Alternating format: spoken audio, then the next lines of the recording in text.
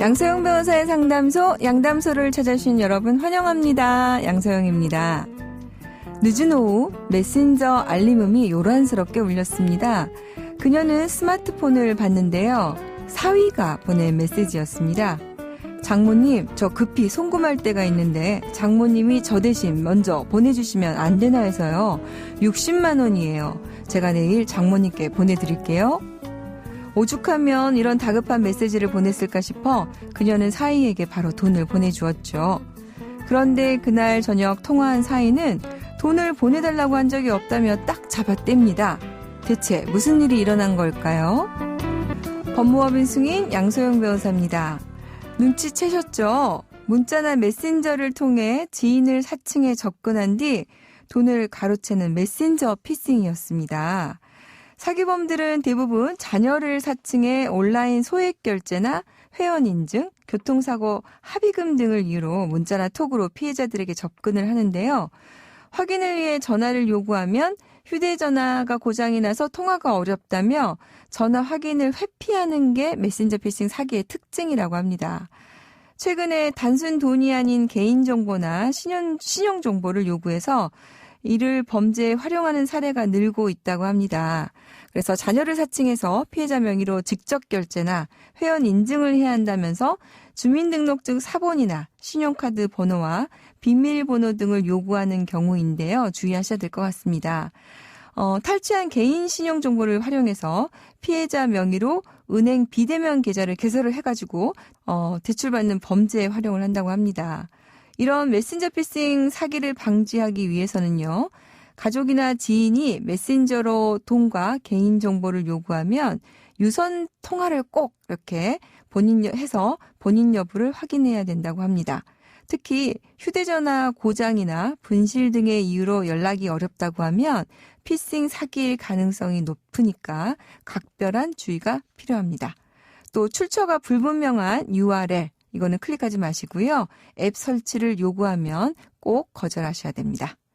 양담소에서 함께 나눠볼 법률 궁금증이 있으시다면 YTN 라디오 양소영 변호사의 상담소 홈페이지에 남겨주시면 됩니다. 화나고 답답하고 억울한 당신의 법률 고민 함께 풀어볼게요. 김선영 변호사님과 함께합니다. 변호사님 안녕하세요. 네, 안녕하세요. 김선영 변호사입니다. 자, 오늘은 변호사님 본격적인 얘기 나누기 전에요. 법률 용어 하나 짚고 넘어가 볼게요.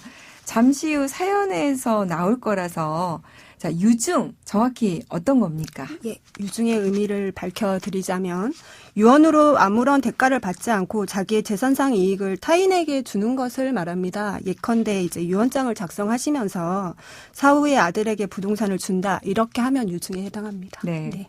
그러니까 이제 유언에 의한 증여다. 네. 이걸 줄여서 네. 이제 유증이라고 네. 하네요. 자, 네. 그럼 오늘 준비된 사연 들어보고 얘기 나눠보도록 하겠습니다. 네.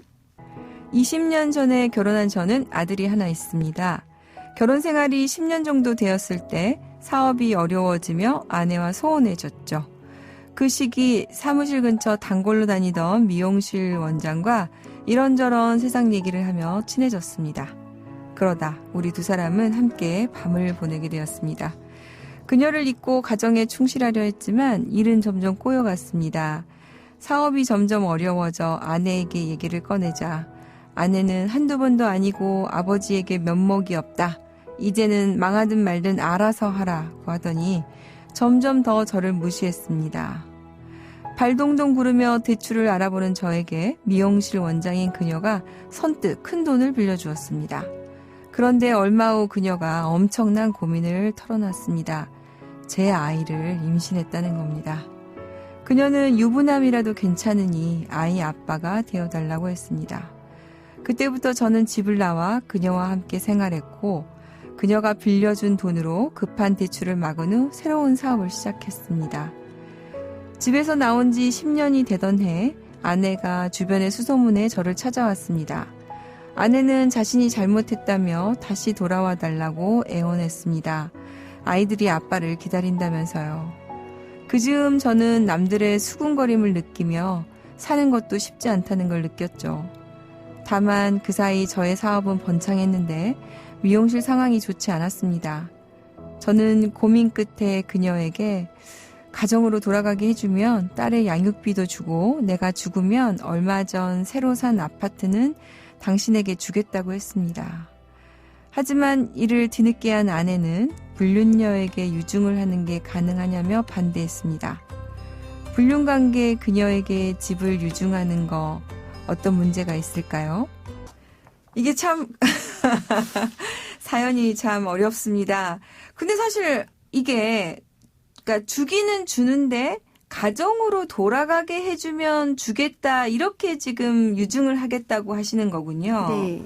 그러면 사연 속의 아내 입장에서 보면은 불륜관계 여성에게 가정으로 돌아가게 해주는 걸 조건으로 주겠다는 건데 이런 조건이 가능한 겁니까, 변호사님? 예외적인 경우로 가능합니다. 이게 혹시 선량한 풍속, 사회질서에 위반하는 이런 조건 아닙니까? 그러니까 원칙적으로는 유지하는 경우에는, 그러니까 유지하는 조건으로 재산을 주겠다거나 이런 경우에는 당연히 무효가 되겠지만 그간에 조금 해소하는 걸 조건으로 하는 거고 그간에 이제 기여를 반영해서 정산해주는 의미가 있기 때문에 가능하다고 볼 수가 있습니다. 불륜관계를 유지하는 것은 선량한 풍속에 반하지만 이건 그게 아니라 불륜관계를 끝내고 가정으로 돌아가게 하는 거니까 그거는 선량한 풍속에 반하는 것이 아니다. 네. 이게 실제로 판례도 그런 판례가 있습니까? 그러니까 예전 오래된 판례이긴 한데요. 판례가 있습니다. 대법원이 그러니까 부척관계를 해소하기로 하는 마당에 그동안 원고가 피고를 위해서 바친 노력과 비용 등의 희생을 배상 내지 또는 위자가 보상하고 원고의 생활 대책을 마련해 준다는 뜻에서 그 돈을 지급하기로 약정한 것이라면 그 공소양속에 반하지 않는다고 보는 것이 상당하다고 판단을 하고 있습니다.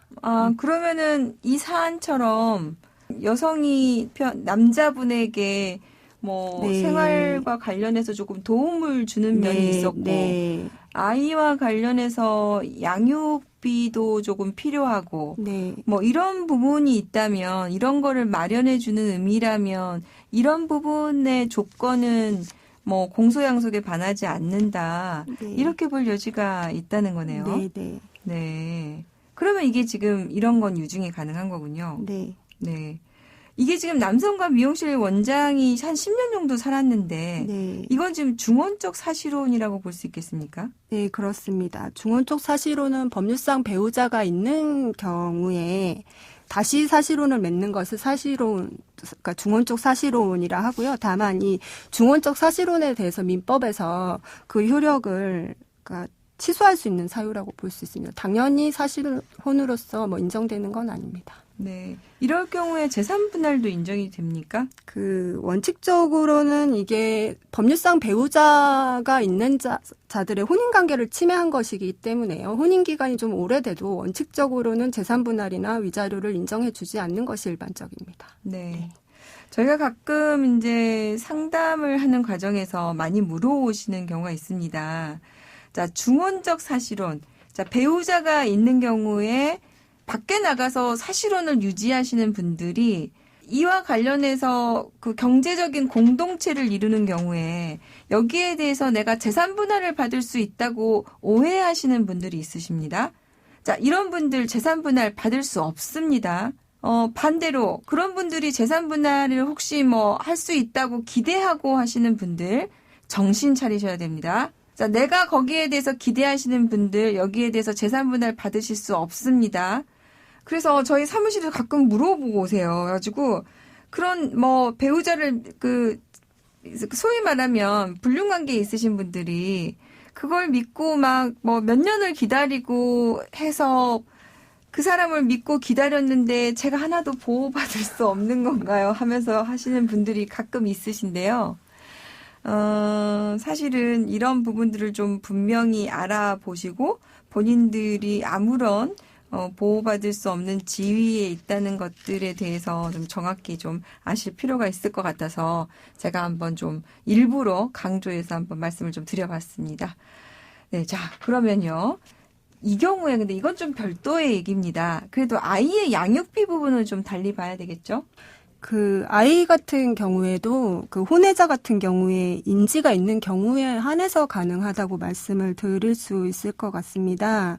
우리 법원에서도 보면 혼인 외출생자에 대해서는 그 실제 그 아버지가 인지를 함으로써 비로소 이제 법률상 친자관계가 형성이 되고 아직 인지하지 않은 경우에는 법률상 부양 의무가 발생하지 않아서 인지를 한 경우에 한해서 양육비를 지급할 의무가 있고 다만 그 실제 아버지가 혼외자에 대해서 인지 전에 생모에게 자해 양육을 부탁하면서 양육비를 지급하기로 약정을 했다면 그 약정 자체의 효력에 따라서 그 지급을 할 수는 있을 것 같습니다. 이 건 같은 경우에도 양육비 지급을 하겠다고 약정을 했기 때문에 약정에 따라서는 양육비를 구할 수는 있을 것 같습니다. 아니면 이제 인지를 통해서 양육비를 받으실 수는 있을 것 같습니다. 네. 인지의 경우에는 이제 뭐 유언으로도 할 수 있는 부분이 있어서 네. 양육비나 네. 그다음에 인지의 경우에 네. 유증을 하게 되면은 이제 네. 유언으로 할 수 있는 네. 부분도 있을 수 있겠군요. 네. 네. 오늘 조금 복잡한 사연이었는데요. 김서영 변호사님 잘 정리해 주셔서 감사드리고요. 네. 양소영 변호사의 상담소 양담소는 내일 다시 문을 엽니다. 끝곡 이글스의 호텔 캘리포니아 들려드릴게요. 지금까지 양소영이었습니다.